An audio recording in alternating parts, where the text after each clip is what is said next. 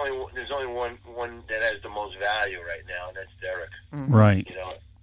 I mean, no disrespect to Larry or Ted, who are great ball players, but when you're a captain of the ultimate team in the world, mm-hmm. Yankees, and you've excelled, and you're the only 3,000 hitter ever in Yankee history. Right. Mm-hmm. The other two guys are great players. I don't want to take anything away from them on their glorious day, but you're going against Derek Jeter. It's not like you're going against someone else. So it's kind of tough. Okay, so let's talk about these guys that didn't get in. Barry Bonds and Roger Clemens, despite the fact that they did not get in, we all know that the reason why they didn't get in was because of performance-enhancing drugs. Does a lot of their memorabilia actually hold value? That's a good question. If you notice the balloting, when I took a quick look at it, they got in the 60s. Right. And they're moving up the ladder. Next year, who's eligible? I don't even recall. Well, Curt Schilling's probably your best bet of the group. Then we looked at the list, and it looked pretty weak. So I'm wondering if those two guys actually get enough votes, or whether Schilling goes in as a one-man act. I mean, it just looks a little soft. I think that what's going to happen next year is I think Roger or Barry are going to get in. Because remember, they were in the 60s. Now they're going to move up to the 70s. Although, remember, we also have a commissioner that's in the Hall of Fame that led the steroids. mm-hmm. We also have players that are well known to have been taking steroids back in their day, but they still got in. We also need to remember, though, that Bonds and Clemens last year only got 59 and 58% respectively. So, yes, while they are moving up, Schilling's jump was 60.8% to 70% this year. I don't know if they have enough in the next 2 years on the ballot to make it in. Personally, I think the Hall of Fame is incomplete without those two guys in, because they're, for better or worse, they're part of some of the more singular moments in baseball history, and I think those names need to be honored despite a lot of the speculation that's surrounding them. I agree with you, and also remember, we've got a couple of guys, I don't want to mention any names, but I'm sure you could figure out one was a Met, one was a Yankee and a Met, so they're definitely in, and they definitely did steroids. Giambi and Sheffield, I believe. Yeah. No, I'm talking about two guys that are in right now. Well, Piazza is one who has speculation hanging over his head, and I know he played for the Mets and the A's, but I'm blanking on the Yankee one. You stumped me. The Yankee one, he played for the Yankees, he played for the A's, he played for the Mets. Those three teams. Can you think of anybody? Yeah, I would think Ricky Henderson. Well, Ricky Henderson also played for 95 other teams too. So. Well, but there's no speculation surrounding Ricky Henderson regarding PEDs. I think that's what he's referring to. Is that not right, Les? Yes, I am. Right. Okay. I don't know because I wasn't in the locker room, but I do know Ralph kind of rest in peace. Every time anybody asked him about Piazza, his first reaction was steroids. Yeah. Yeah. I mean, to have an OPS plus of 147 as a catcher is pretty insane, if you really want to get into numbers. But, again, I agree with you. Like, I'm not one to go by the guise of he's in, so he should be in, so we should justify one player's actions over another. But at the end of the day, I still think a Hall of Fame is incomplete without the likes of Clemens and Bonds. And I think Schilling belongs. You can say what you want about his political views, but even as a Yankee fan, somebody who pitched the bloody sock game in Yankee Stadium himself, he belongs in the Hall. All right. Since we're on since we're on the Hall of Fame topic, okay, how can I not go ahead and mention Pete Rose? Totally. Rose should definitely have been in. Yeah. By now they should have pardoned him. He should definitely be there. But let me tell you an interesting story. When I was with ESPN, traveling the country, telling people what memorabilia is worth, I was in San Diego. I wanted to write. I was there. I was contracted for 2 hours. I was there for 5 hours looking at memorabilia, which I'm doing a road tour myself now, all around New York here, in libraries, synagogues, temples.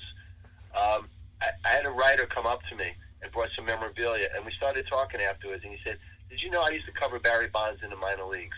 And Barry Bonds was such a serious player at the time in the minors that he would go up against the batting tee, one arm, and just hit in front of home plate for hours and just practice his swing. He said, you've never seen anybody ever do that before. And he's absolutely right. You don't see that. You don't see the dedication. Barry Bonds didn't start taking steroids till after McGwire and Sosa had that epic year. So he was a Hall of Fame, in my opinion, before the steroids, after the steroids, and now. Because he was jealous, he wasn't hitting. He didn't hit as many as those two guys that year. I don't think that should be holding him out. I think he should have been in. He should have been the unanimous Hall of Famer. I've never seen anybody hit as well as he did for as long as he did. Even if you have steroids, that helps to enhance you, but it doesn't help your eye. His batting eye was just amazing. Well, a guy that I worked with, believe it or not, in 1987 was Sammy Sosa with the Gastonia Rangers, and I can say that because I was the director of public relations for Sammy back then, and I know what he looked like then, and then I saw his body change as time went on. At least I'll say one thing about Mark McGwire, and we'll get into this another time. He admitted that he used androstenedione, so he owned it, okay? Sammy Sosa has denied everything, and you're never going to get anything out of him. But, he was one of those guys that got along well with the press, but he's fallen off because of his denial. Again, these are guys, so does a guy like Sammy really belong there, or is it safe to say that he definitely doesn't need to get his due?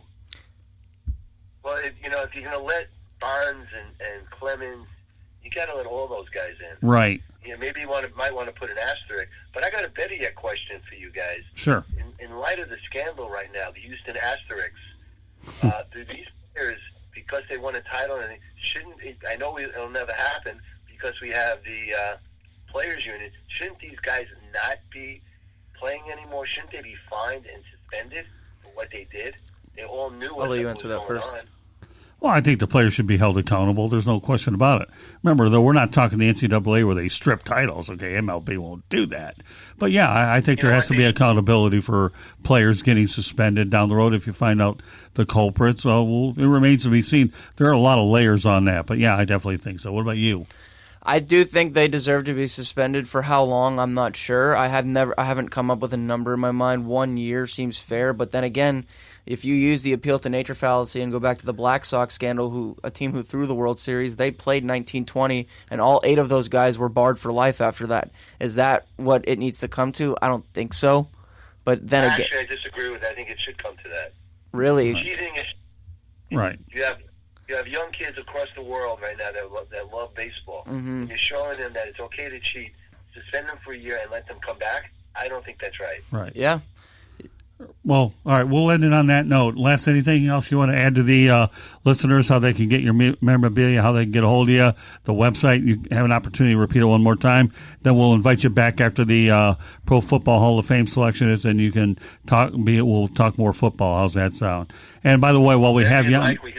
And also, February 22nd is going to be an epic fight. Tyson Fury is going to lose big time to Deontay Wilder. That's my prediction. I predict this. Between the second and fourth round, he's going to get knocked out by Deontay Wilder. Well, since my website is Les Wolff, LESWOLFF, sports, SPORTS, LLC.com.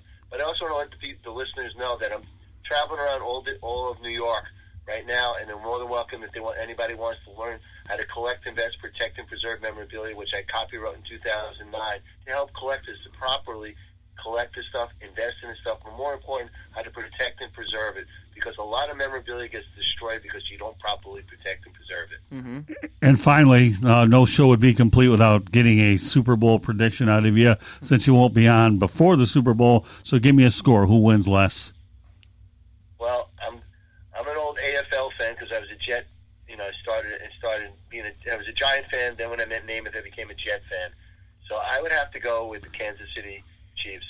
They haven't been in there for 50 years. I like seeing a team that hasn't won in a long time, and it's not going to be my Jets for a long time. I'd love to see Kansas City. It's going to be a very tight game, a very good game, but I would say Kansas City will win by probably a touchdown. So give me a score. I got to give you a score too. Oh yeah, I don't make things easy on the works.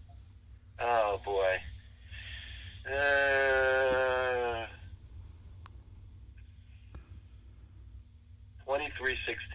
Works for me. Okay, well, Lewis will write that down, and we'll talk about it then. But meanwhile, Les, thank you very much for being on the Sports Exchange, and we look forward to having you back on when the football selections are announced. Thank you, Les. Appreciate your time. If you want to have me on for when the boxing match goes on February 22nd, we could talk about that also. You know what? We'll go ahead and set that up as well. No problem. We'll love to have you on as often as we can bring you on, and that's definitely something we'll look into. So you and I will be in touch. We'll set that one up as well. So you'll. Thank you. Your time, guys, and thank the listeners for listening to me, and have a great evening, and most of all, stay healthy and happy. Same to you, Les. Thank you very much. We'll talk soon. Thank you. Have a great night. Take care. Thank you. Bye. I think that went really well. He, a lot of energy. I loved his takes on a lot of things. Interesting to think that all those players should be suspended for lifetime. The problem is I don't know if Manfred's ever going to reopen the investigation, and I think that's to his discredit as the commissioner. But again, I don't want to talk about that when it's Hall of Fame day. I think, happy to see two guys get in who definitely deserve to get in, no? Well, I mean, the reality is exactly what it is, okay? There could be players talked about, so we haven't even begun to hit the nail on the brunt head. of this thing. Yeah, we're just getting started. More and more things will come out as time goes on. Also, a little fun fact, Derek Jeter is from your neck of the woods. Derek Jeter is actually from Kalamazoo, Michigan, or grew up in Kalamazoo, Michigan. He's from New Jersey, but he, was raised in Kalamazoo. So yeah, ironically, he didn't make the All-Star team when the game was being played at Comerica Park. I think that's the one thing he probably would have liked, but he wasn't sweating it by any means. No, I mean, look where he is now, right? Well, that's okay. Stuff like that happens. But yeah, Les is... what we're looking to do is we're looking to find different guests from all different wakes, and whether you're the NBA, whether you're memorabilia, it doesn't matter. Listen, this is not a football show. Mm-hmm. We talk about everything. Sometimes we just have to organize things in a manner for which we go about doing things. So, but so far we're off to a pretty good start, and as we continue to get deeper into the program, then we should be pretty much ready to proceed as time goes on. But yeah, it's been... Again, Hall of Fame Day is something to me that's always something that, because I love baseball anyhow, and without a doubt, okay, it's the type of thing for me that it occupies a special place in my heart, and I'm glad we're able to do a good Hall of Fame show for sure. Yeah, I mean, it is, and I'm already thinking about next year and just thinking about how that narrative is going to develop with whether does Clemens get in, does Schilling get in, does Bonds get a bump?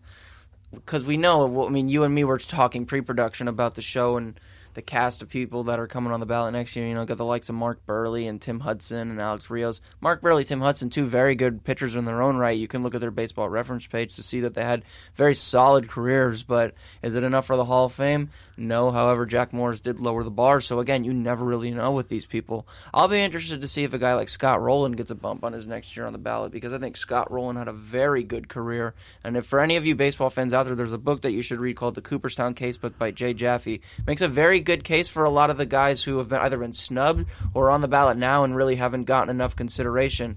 And I'm not saying that baseball needs to let everybody in. I mean, if you want to talk about Sammy Sosa, somebody that you covered back when he was a youngin' in the 80s coming out of the Dominican Republic, why not talk about a guy like Manny Ramirez? Similar, he was obviously suspended twice for PEDs, but if you look at a lot of peripherals like WAR, home runs, there's a little bit of a variance there, but Manny Ramirez is a Hall of Famer. He's one of the best pure hitters in baseball history. Well, when you have a soft class like you have next year, gosh, there's a couple of ways to look at it. Mm-hmm. I mean, does Schilling get over the hump? Does a guy like Rowland make a significant climb?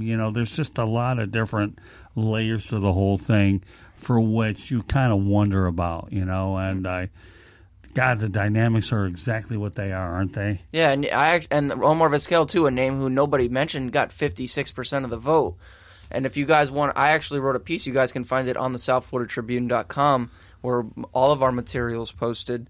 I wrote a piece about a month and a half ago about why I believe Vizquel being in the Hall of Fame would be a bit of a joke. You guys can give it a read there. We're all entitled to our opinions, and I'm under the impression that him being in the Hall of Fame is the same thing as Jack Morris being in the Hall of Fame. I don't think either of those guys belong. But again, go to our website, give it a read, and see what I have to say about that. And again, you can also follow us on Twitter, where Scott's posting a lot of our stories. You can follow us, the South Florida Tribune, on Twitter at Tribune South. You can also follow me at Twitter at @Adio_Lewis00.